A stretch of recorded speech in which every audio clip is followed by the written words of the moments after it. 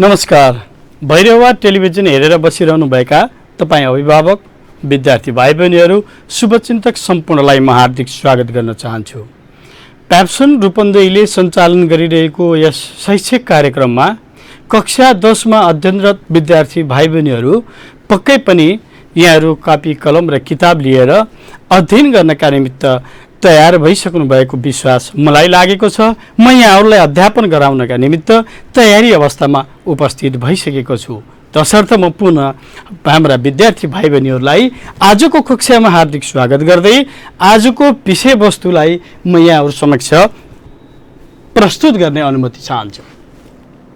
आज हामीले अनुशासन भन्ने शब्दमा थोरै चर्चा गर्नेछौँ। अनुशासन भन्ने विषयमा थोरै चर्चा गर्नेछौँ। त्यो शब्दको अर्थलाई, यसको अर्थबोध गर्नेछौँ। धेरै म चर्चा गर्ने छैन। त्यसै गरी सदाजी अघिल्लो कक्षाको थोरै स्मरण गर्नेछौँ, सम्झना गर्नेछौँ, चर्चा गर्नेछौँ त्यसको विषयमा। त्यसपछि आज हामी हाम्रो आजको मुख्य विषयवस्तु भनेको प्रश्नोत्तर लेखन अभ्यास रहनेछ। आज हामीले प्रश्नोत्तर कसरी लेखिने, के कस्ता प्रश्नोत्तर, कुन कुन प्रश्नलाई के कस्ता उत्तर लेख्न सकिन्छ र लेख्नुपर्छ भन्ने कुरालाई आज हामीले विशेष रूपमा चर्चा परिचर्चा गर्नेछौँ भने म सबैभन्दा पहिला आजको विषयवस्तुलाई अनुशासन शब्दबाट अगाडि बढाउन चाहन्छु। मैले अघिल्लो कक्षामा भोक शब्दलाई चर्चा गरेको थिएँ र विद्यार्थी भाइ बहिनीहरूले त्यसलाई पक्कै पनि मनन गर्नुभयो र आज म त्यही भोकसँग सम्बन्धित रहेर विद्यार्थी भाइ बहिनीहरूकै निमित्त म फेरि अनुशासन शब्दलाई यसको अर्थबोध मात्रै गराउने प्रयास गर्नेछु। यहाँहरूलाई धेरै कुरा थाहा छ, तैपनि 2 महिनादेखि यहाँहरू घरमा भएको कारणले गर्दा म थोरै स्मरण गराउन मात्रै खोजेको हो। शासन शब्दमा अनु उपसर्ग लागेर बनेको अनुशासन शब्द मान्छेको हरेक जीवन कालखण्डमा नहुने अत्यन्त महत्त्वपूर्ण कुरा हो। अझ त्यसमा पनि विद्यार्थी भाइ बहिनीहरूलाई म फेरि जोड दिन पर्ने हुन्छ, किनभने यो विद्यार्थीको उमेर अलि चञ्चल र चकचके उमेर भएको कारणले गर्दा, चकचक गर्ने प्रवृत्ति भएको कारणले गर्दा, कहीँ तपाईँहरू घरमा बस्दै गर्दा, पारिवारिक वातावरणमा रहँदै गर्दा मात्रै अथवा बन्दाबन्दीको अवस्थामा कहीँ त्यो अनुशासनलाई बिर्सँदै हुनुहुन्छ कि भोलि हामीले हाम्रो कक्षामा यहाँहरूलाई फेरि स्वागत गर्दै गर्दा त्यसलाई फेरि पुनः चर्चा गर्नु नपरोस् भन्ने कारणले गर्दा यहाँहरूले विद्यार्थीहरूका निमित्त अनुशासन अझै महत्त्वपूर्ण विषय छ। यसलाई पूर्ण रूपमा परिपालना गर्नुहोला। यसको अर्थ यहाँहरूलाई थाहा हुँदाहुँदै पनि मैले यहाँहरूलाई स्मरण गराउन मात्रै मैले यो आजको यसको विषय उठान गरेको हुँ। त्यसपछि हामी दोस्रो आजको विषयवस्तुमा चर्चा गरौँ।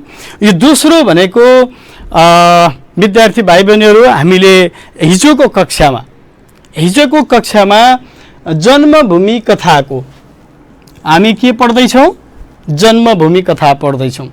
जन्मभूमि कथाको कथासार सँगसँगै हामीले यो कथाले दिन खोजेको सन्देश के हो, हामीले त्यसबाट लिनुपर्ने विशेष शिक्षा के हो, त्यसलाई हामीले विशेष रूपमा चर्चा गरेका थियौँ अघिल्लो कक्षामा। विद्यार्थीहरूलाई स्मरण छ होइन? यहाँहरूको मानसपटलमा सरर यो कथाले दिन खोजेको सन्देश के हो भन्ने कुरा सरर आइरहेको छ नि, होइन? स्मरण गरिसक्नुभयो? धन्यवाद।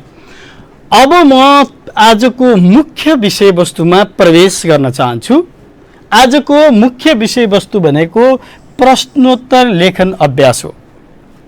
अब भाइ बहिनीहरू, हामीलाई पाठ्यक्रमले तय गरे अनुसार, तोके अनुसार परीक्षामा विभिन्न किसिमका प्रश्नहरू आउने गर्दछन् र कस्ता किसिमका प्रश्नलाई कस्तो उत्तर लेख्ने, म त्यस सम्बन्धी विद्यार्थी भाइ बहिनीहरूलाई आजको कक्षामा केही उदाहरणसहित प्रस्तुत गर्नेछु र सबैभन्दा पहिला अति छोटो उत्तरलाई हामी चर्चा गर्नेछौँ।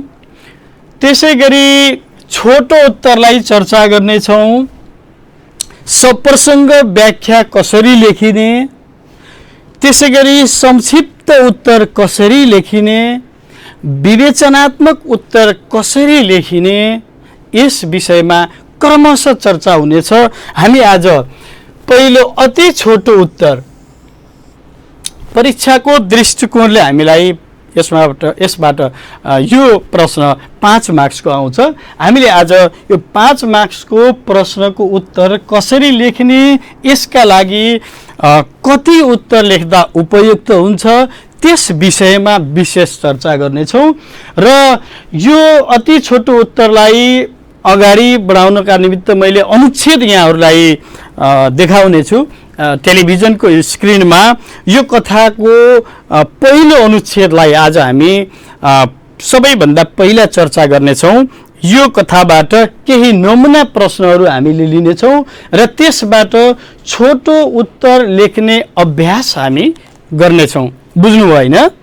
आज हामीले पहिलो काम के गर्दैछौँ कि यो कथाको पहिलो अनुच्छेदलाई सशोर वाचन गरी यसबाट निस्कने आउन सक्ने नमुना प्रश्नलाई हामीले यहाँ चर्चाको विषय बनाउनेछौँ, छलफलको विषय बनाउनेछौँ र केही कुरा सिक्नेछौँ।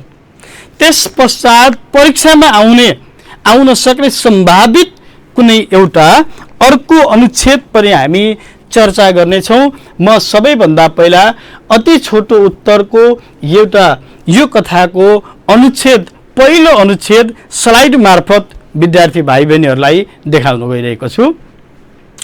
प्रश्नोत्तर लेखन अभ्यास। यसबाट यो अनुच्छेदबाट विशेष गरी हामीले सुनाइ र बोलाइको अभ्यास गर्नेछौँ।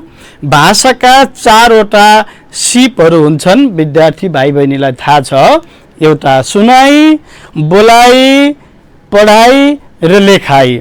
विशेष गरी यो अनुच्छेदबाट, यो कथाको पहिलो अनुच्छेदबाट हामीले सुनाइ र बोलाइको अभ्यास गर्नेछौँ र मैले विद्यार्थी भाइ बहिनीहरूलाई यो कथा म पनि वाचन गर्नेछु र विद्यार्थी भाइ बहिनीहरूले मसँगै वाचन गर्नु हुन समेत अनुरोध गर्दछु। पक्कै पनि विद्यार्थी भाइ बहिनीहरू तपाईँ टेलिभिजनको नजिक हुनुहुन्छ, त्यहाँ हजुरहरूले आवाज निकाल्नु पर्दैन, मनै पढे पुग्छ भने मैले यहाँहरूले सुन्ने गरी पढ्नेछु। पहिला यो अनुच्छेद पढ्नेछु, त्यसपछि यो अनुच्छेदबाट कस्ता प्रश्नहरू निस्कन सक्छन् त, कस्ता प्रश्नहरू उब्जिन सक्छन् त, ती सम्भावित नमुना प्रश्न हामी चर्चा गर्नेछौँ, छलफल गर्नेछौँ। म पढ्न सुरु गरौँ है त। तपाईहरू तयार हुनुहुन्छ नि? ओके।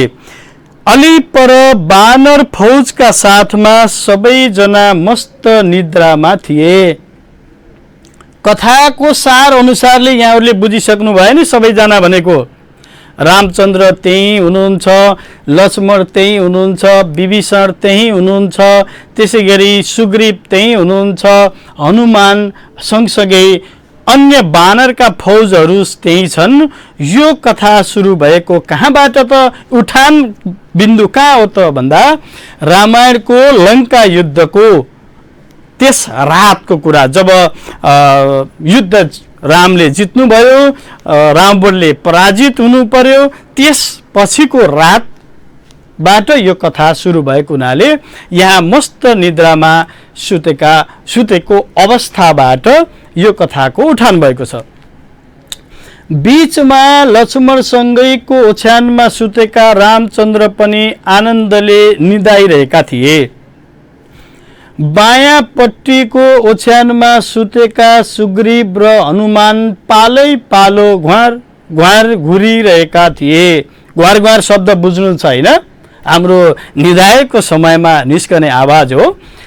दायाँपट्टिको ओछ्यानमा एक्लै सुतेका विभीषण छिनमा दायाँ र छिनमा बायाँ फर्किन्थे। यसको अर्थ हामीले के बुझ्न सक्छौँ भने कथा सार हामीले बुझ्दै गर्दाखेरि उनीमा एक किसिमको बेचैनी उत्पन्न भएको थियो, छटपटाहट उत्पन्न भएको थियो। त्यही छटपटाहटको कारणले गर्दा उनी छिनमा दायाँ र छिनमा बायाँ फर्किने गर्थे। बेला बेला टाढा कतै कुकुर भुकेको आवाज सुनिन्थ्यो। लक्ष्मण भने निदाएका थिएनन्। उता लक्ष्मण पनि निदाउन सकेका थिएनन्। त्यसको कारण पनि भाइ बहिनीहरू, विद्यार्थी भाइ बहिनीहरूलाई थाहा भइसकेको छैन।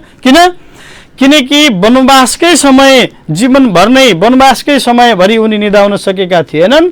घरबाट उनले अथवा अयोध्याबाट उनले प्रस्थान गर्ने क्रममा प्रतिज्ञा नै गरेका थिए कि म पहरेदारको भूमिका निर्वाह गर्न सकूँ भनेर। म त्यसपछि थप अनुच्छेद पढ्न गइरहेको छु। आज मात्र हो र वनवासमा आएदेखि नै उनी राम्ररी सुतेका थिएनन्। यो कथाको पहिलो अनुच्छेद हो। अब यस अनुच्छेदबाट कस्ता प्रश्नहरू उब्जिन सक्छन् त? नम्बर 1, यस अनुच्छेदमा कुन कुन पात्रहरू प्रयोग भएका छन्? लक्ष्मण सँगैको ओछ्यानमा को सुतेका थिए? सुग्रीव र हनुमान के गरिरहेका थिए? बेला बेला टाढा कतै के को आवाज सुनिन्थ्यो? लक्ष्मण कहिलेदेखि निदाएका थिएनन्? यी 5 प्रश्न मैले नमुनाको रूपमा यहाँ लिएको छु। यो नमुना प्रश्न रहनेछ। यहाँहरूले त्यो नमुना प्रश्न हेरिसक्नुभयो। अब म त्यो नमुना प्रश्न अनुसार म थोरै यहाँहरूलाई अब केही अभ्यासको रूपमा राख्न चाहन्छु। नम्बर 1, हामीले अघि पढेको अनुच्छेदको नमुना प्रश्न उत्तर अब कति लेख्ने, कति उत्तर लेख्दा उपयुक्त हुन्छ, धेरै लेख्नुपर्ने हो या थोरै लेखे पुग्छ? कहिलेकाहीँ के हुन्छ भने विद्यार्थी भाइ बहिनीहरू, जानेको छु भनेर, जानिएको छ नि किन नलेख्ने भनेर धेरै लेखिन्छ, जुन आवश्यकै छैन। जब आवश्यक छैन भने किन लेख्ने? कति लेख्दा राम्रो हुन्छ भन्ने कुरा यदि हामी स्पष्ट भयौँ भने हामीलाई त्यसमा समस्या हुने छैन। अब यसको एउटा प्रश्न म यहाँ लिन चाहन्छु। यस अनुच्छेदमा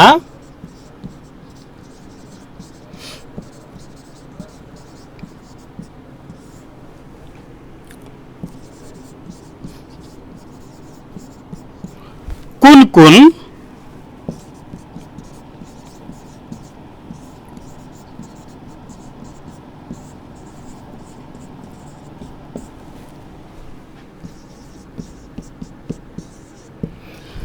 तपाईहरूले पनि मसँगै प्रश्न लेख्नु भयो हैन? यस अनुच्छेदमा कुन कुन पात्रहरू प्रयोग भएका छन्? तपाईलाई सम्झना भयो हैन? अघि हामीले अनुच्छेद पढ्यौं। तपाईसँग किताब पनि छ। पहिलो अनुच्छेद हामीले स्लाइडबाट अघि चर्चा गरिसकेका छौं। त्यसमा भएको विषयवस्तुलाई सम्झना भयो हैन? हो। यहाँ रामचन्द्र हुनुहुन्छ, त्यसपछि लक्ष्मण हुनुहुन्छ, त्यसपछि विभीषण हुनुहुन्छ, सुग्रीव, हामीले यो सबै रामचन्द्र कमा दिन नबिर्सिनु होला,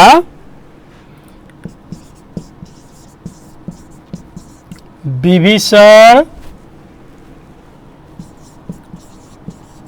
लक्ष्मण,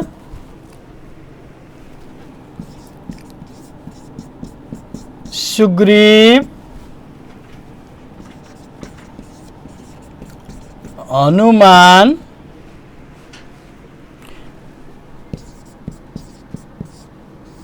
बानर फौज। अब यो अति छोटो प्रश्नको उत्तरमा हुन सक्छ कुनै शब्दमा मात्रै एन्सर हुन सक्छ, अनि 1 वा 2 वाक्य भन्दा यो अति छोटो प्रश्न उत्तरमा हामीले धेरै लेख्नु पर्दैन। यति मात्रै लेख्दा पुग्छ। विद्यार्थी भाइ बहिनीहरू, फेरि हजुरहरूलाई म सम्झाउन चाहन्छु, स्मरण गराउन चाहन्छु, यहाँहरूले 1 वा 2 वाक्य भन्दा बढी लेख्नु पर्दैन। यसबाट तलको अनुच्छेद पढी सोधिएका प्रश्नहरूको उत्तर दिनुहोस् भनेर हामीलाई 5 मार्क्सको 5 वटा प्रश्न दिन्छ। एउटा प्रश्नको 1 मार्क्स हो। त्यसैले 1 वा 1 भन्दा बढी भनेको 2 वाक्यसम्म मात्र लेख्न सकिन्छ। अब हामीले यस अनुच्छेदमा कुन कुन पात्रहरू प्रयोग भएका छन्? मैले एउटा प्रश्न उब्जाएँ अघि स्लाइडमा, टेलिभिजन स्क्रिनमा तपाईँहरूले 5वटा प्रश्न देख्नुभएको थियो नि, त्यस्तै एउटा प्रश्न मैले यहाँ निकालेँ, यहाँबाट उठान गरेँ। यस अनुच्छेदमा रामचन्द्र, विभीषण, लक्ष्मण, सुग्रीव, हनुमान र बानरका फौजहरू, हामीले यति मात्र एन्सर पनि लेख्न सक्छौँ। यी पात्रहरू प्रयोग भएका छन् भनेर हामीले वाक्यलाई पूर्ण बनाइदिन पनि सक्छौँ, नबनाउँदा पनि गल्ती चाहिँ हुँदैन। अब म दोस्रो प्रश्न यहाँहरू समक्ष फेरि राख्न चाहन्छु यसैबाट। अब यो लेख्नुभयो होइन, प्रश्न लेख्नुभयो? ओके,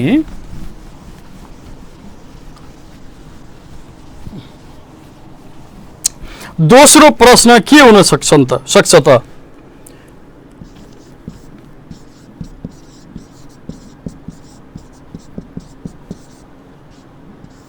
लक्ष्मणसँगै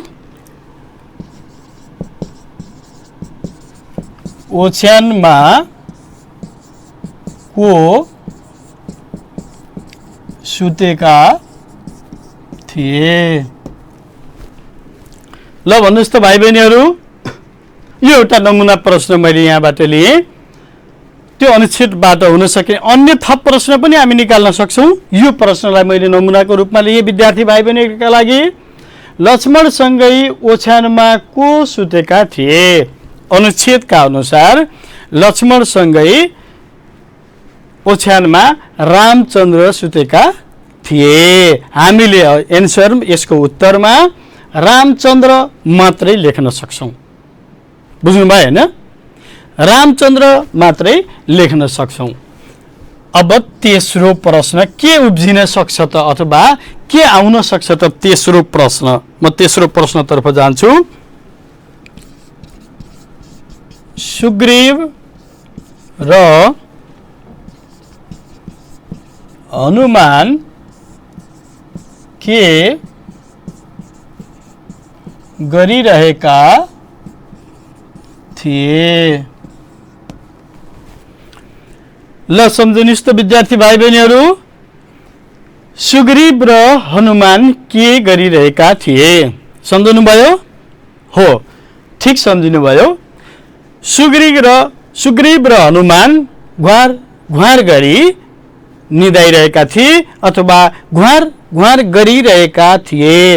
यति एन्सर लेख्दा हामीलाई पुग्नेछ, हामीले 1 मार्क्स प्राप्त गर्नेछौँ।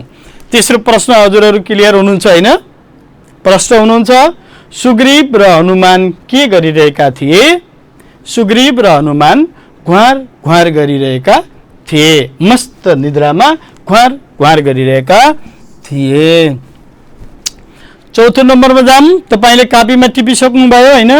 ओके, अब म चौथो प्रश्न राख्न चाहन्छु यसबाट। बेला बेला टाढा कतै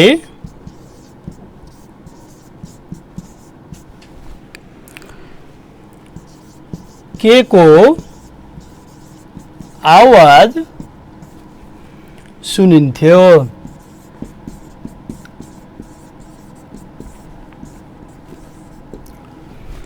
बेला बेला टाढा कतै के को आवाज सुनिन्थ्यो? सम्झना भयो भाइ बहिनीहरू? त्यस पहिलो अनुच्छेदमा हो, ठिक सम्झिनु भयो। त्यहाँ पक्कै पनि कुकुर भुकिरहेको थियो। हो, पक्का पनि त्यहाँ कुकुर भुकिरहेको थियो। कुकुर भुकेको आवाज आइरहेको थियो। म अब 5औं प्रश्नमा जाऊँ।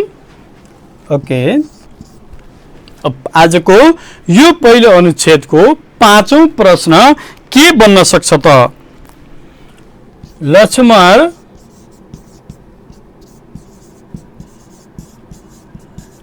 कहिलेदेखि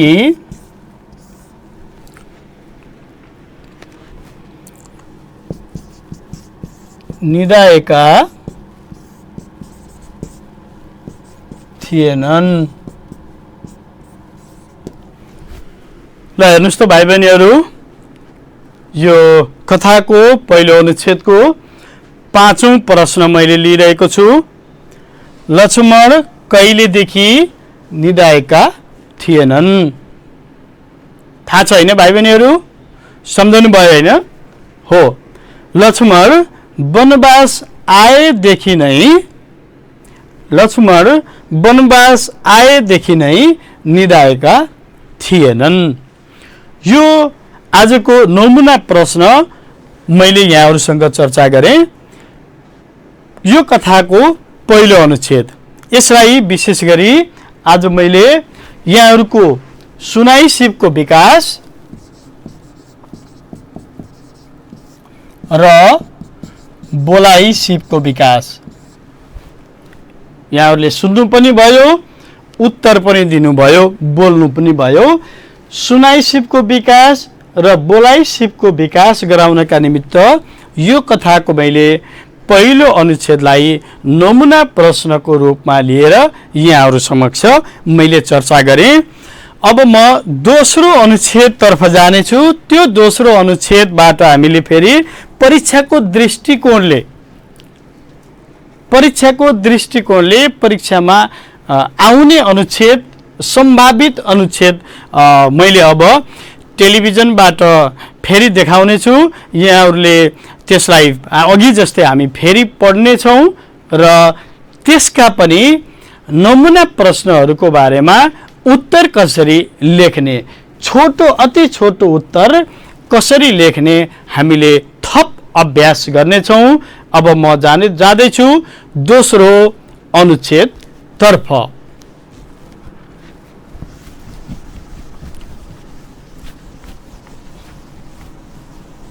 हो विद्यार्थी भाइ बहिनीहरू, यहाँहरुले टेलिभिजनको स्क्रिनमा देखिसक्नु भएको छ। यसलाई पठनबोध पनि भनिन्छ। तलको अनुच्छेद पढी सोधिएका प्रश्नहरूको उत्तर लेख्नुहोस्। यसलाई फेरि मैले यहाँहरुको पढाइ सिपको विकास र लेखाइ सिपको विकास गराउने छु। यहाँहरुले ती दुवै कुराको विकास गर्नुहुनेछ। तलको अनुच्छेद पढी सोधिएका प्रश्नहरूको उत्तर लेख्नुहोस्। यो हामीलाई परीक्षामा 5 मार्क्सको आउँछ यस्तो अनुच्छेद र 5 वटा प्रश्नहरू त्यहाँ रहनेछन्। त्यसलाई हामीले 1 वा बढीमा 2 वाक्यसम्ममा उत्तर लेख्न सक्नेछौँ, लेख्नेछौँ। त्यहाँभन्दा हामीलाई बढी लेख्नु पर्दैन। विद्यार्थी भाइ बहिनीहरू, हजुरहरू प्रष्ट हुनुहुन्छ हैन? यो अनुच्छेद पनि मैले पढ्नेछु र विद्यार्थी भाइ बहिनीहरूले पनि सँगसँगै पढ्नु हुनेछ। सुरु गरौँ हैन? हो, देउडा नेपालको पश्चिमी पहाडको विद्यार्थी भाइ बहिनीहरू क्षेत्रको अति लोकप्रिय नृत्य गीत हो। नेपालको पश्चिमी नेपाली जनताहरूले मनाउने उनीहरूका लागि अत्यन्तै लोकप्रिय नृत्य गीतको अनुच्छेद यहाँ रहेको छ। त्यसको बारेमा चर्चा गरिएको छ। त्यहाँ देउडाका नृत्य र गीत दुवै प्रचलित छन्। नृत्य भनेको नाच, विद्यार्थी भाइ बहिनीहरूले बुझ्नुहुन्छ। त्यहाँ देउडाका नृत्य र गीत दुवै प्रचलित छन्। नृत्यलाई देउडा खेल वा न्याउले खेल पनि भनिन्छ। विद्यार्थी भाइ बहिनीहरू ध्यान दिनुहोस् है। अहिले फेरि अघि जस्तै मैले प्रश्न सोध्ने छु, तपाईले भन्नु पर्ने छ। यस नृत्यमा सहभागी हुनेहरू कुममा कुम जोडेर हात जोल्टाई सामूहिक तालमा खुट्टा अघि पछि गरेर मन्द तालमा नृत्य गर्छन्। यो नृत्य गीतमा यस नृत्यका साथ कुनै बाजा बजाइँदैन, बाजा बजाउनु पर्दैन। नृत्यमा पुरुष र महिला तथा बाल बालिकाहरू बेग्ला बेग्लै नृत्य गर्न सक्छन् वा एकै ठाउँमा मिसिन पनि सक्छन्। पछाडि भाइ बहिनीहरू के को गाईगुई हुँदैछ, ध्यान कम हुँदैछ, ध्यान दिएर पढ्नुहोस् है।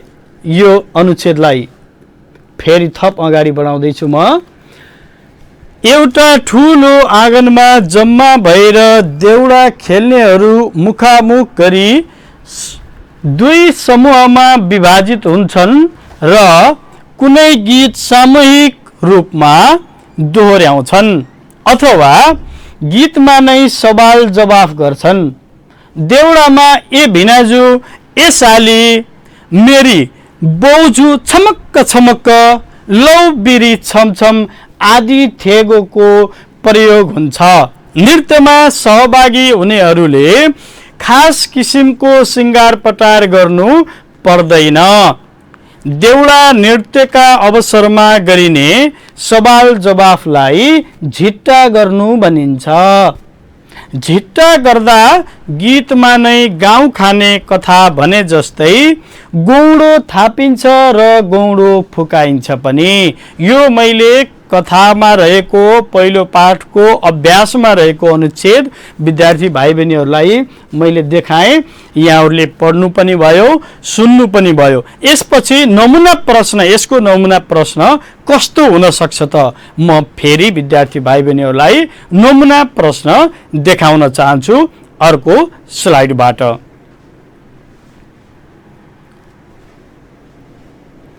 हो विद्यार्थी भाइ बहिनीहरू, यसको अघि हामीले पढेको अनुच्छेदको नमुना प्रश्नहरू। देउडा कस्तो गीत हो?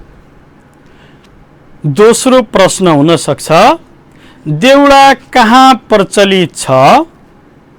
तेस्रो प्रश्न हुन सक्छ देउडा कसरी नाचिन्छ?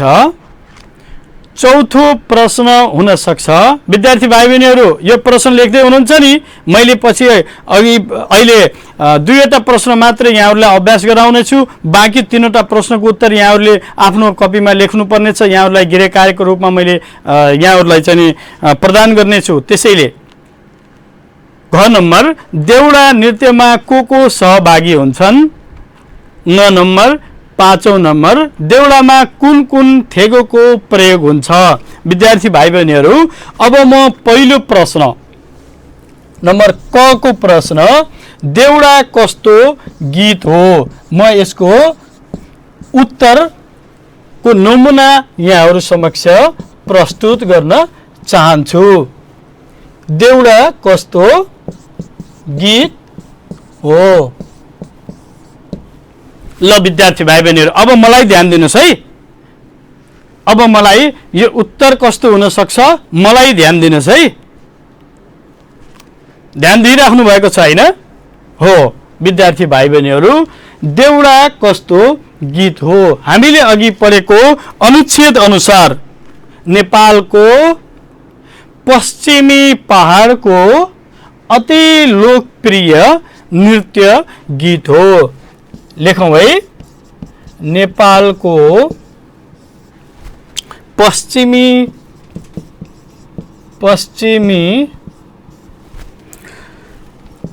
पहाडी क्षेत्रको नेपालको पश्चिमी पहाडी क्षेत्रको अति लोकप्रिय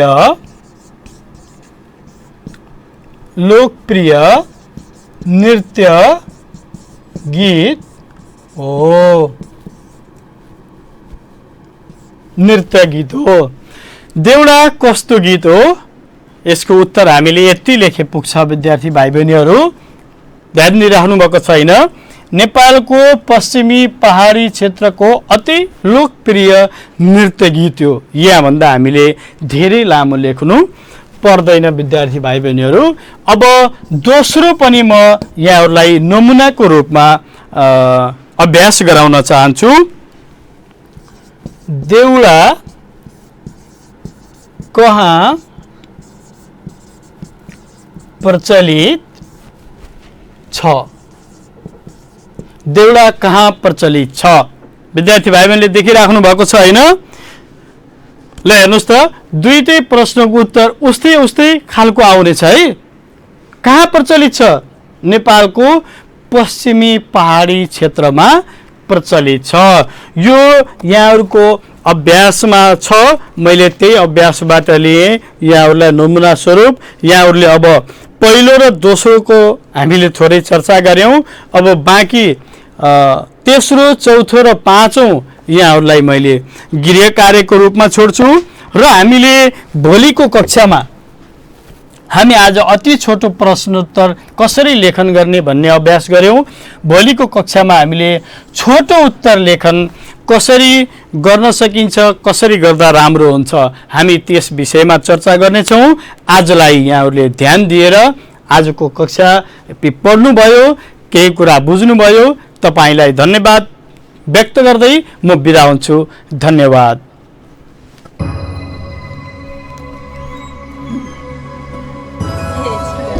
ए तिनी हाँसिन् बेला बेलामा